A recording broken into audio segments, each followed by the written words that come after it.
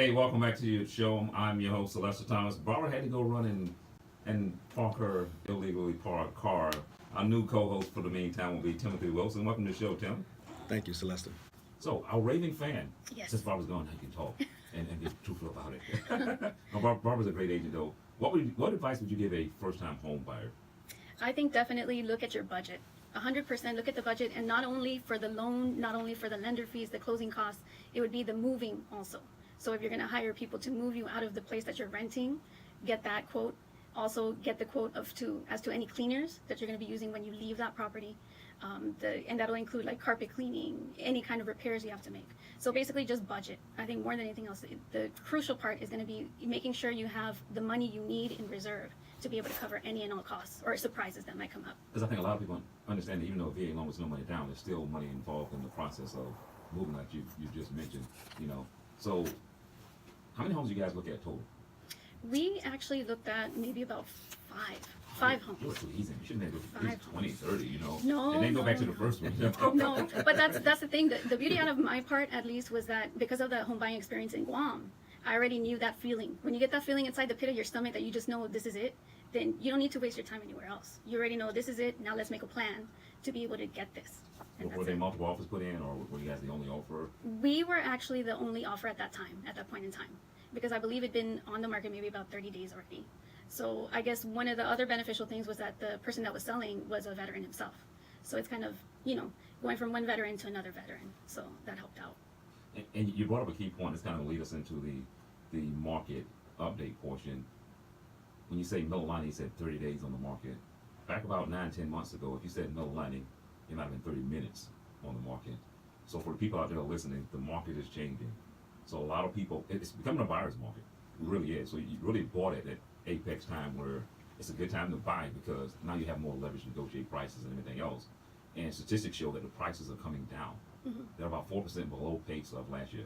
Now the king of it all is still that we're still low on inventory here in Hawaii. But at the same time, we're at a 6-month inventory versus this time last year we're at a 3-month. Now what does that mean? So in other words, if there was never another house built, we'll take a 6 month to go and have all the homes built. Mm-hmm. Versus before it was 3 months. So again, it was supply and demand. As most people know, the interest rates are creeping up, which causes a little bit of that. So what did you meet Barbara at? Oh, so I met Barbara and you, actually, over at an open house. Oh, right up the street. Godfather's house. Yes, the Right Godfathers. up It's the in street. escrow now. Yes. Yeah, everybody knows .com. We always have a name for the house. So if you're one of our clients listening, yeah, we have a name for your house. It was a nickname. Right. So compare and contrast the agents and the caring and everything like that. You have 100%, 110% with Barbara, because she actually pays attention to what you're saying. It's not saying, oh, here's some listings, go to open houses, and there you go. Man, so that's how I do it. No. I should do it that way.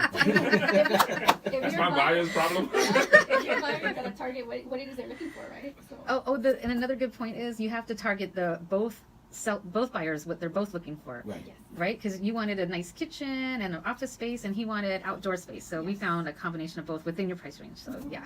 So who's the decision maker in that point? So you never find the perfect for whether it's the kitchen, whether it's the garage, or Right. the bathroom. Well, just negotiating. I mean, that's the point of marriage, right? Marriage, you gotta negotiate somehow, some way. All right, I'm gonna tell you. How long you been married? 1 year. Well, 1 year. 1 year. You're still a newlywed. You're not married yet. And that's okay for this process right now. That was perfect. All right. Right time we return. I hear the music in my ear. We're gonna talk a little bit about marriage, a little bit, and a lot of real estate. We're gonna talk about the market. Right time we return. You got anything, Tim? You always have a story. You always call me in the middle of the night, so I know you got something. Oh yeah, I got one now. It's actually related to what we're talking about. So, having your sellers understand the market and how the market is changing. I probably had that conversation 4 or 5 times this week with different owners. I'm in contract with, so I have one owner with 2 listings.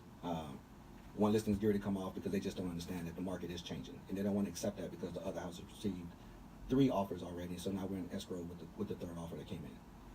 So not being able to adapt to the market or the information that I'm giving them is really difficult for this client, and that's okay. But it's an education process for them and for myself. So I always look at it as an opportunity to learn and grow, and that maybe I didn't communicate that well to this client so that he's aware that this market is changing, and it will continue to change. Whether it's me or another listing agent, the market is going to change, whether it goes up or down. But currently, I agree with you. It is a buyer's market. It's probably going to be here for a little while.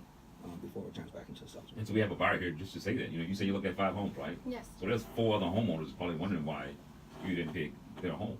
We got one more minute before we wrap up. Barbara, what's going on in Hawaii? Or anybody, what's going on in Hawaii? Yeah, What's good? what's going on, people? Let's see. Well, of course, Eat the Streets is October 26th in Kaga'ako. Oktoberfest, that's coming up the end of October. What do you got, Tim? We got Fall Family Movie Night at IPA in Kapolei this weekend. Come out and join. Yeah, so you're a baller people that expensive school. Yeah. Our kids go to public schools. Oh, and if you serve, the October 29th through November 9th is Advanced HIC Pro Sunset Beach competition. So I didn't know this, but you have to qualify in this competition to be in the Triple Crown. Oh, wow. Awesome. Anything you know that's going on in Hawaii? Hispanic Heritage. That's right. On Saturday. Well, that's what's going on in Hawaii. Thank you guys for tuning in to today's radio show. I'm your host, Sylvester Thomas. And Barbara DeLuca. We have one of our agents, Tim Wilson. and then we have our raving fan. Monica Nunez. Until next week, Hawaii, more lunch plates, mahalo, And aloha. and aloha.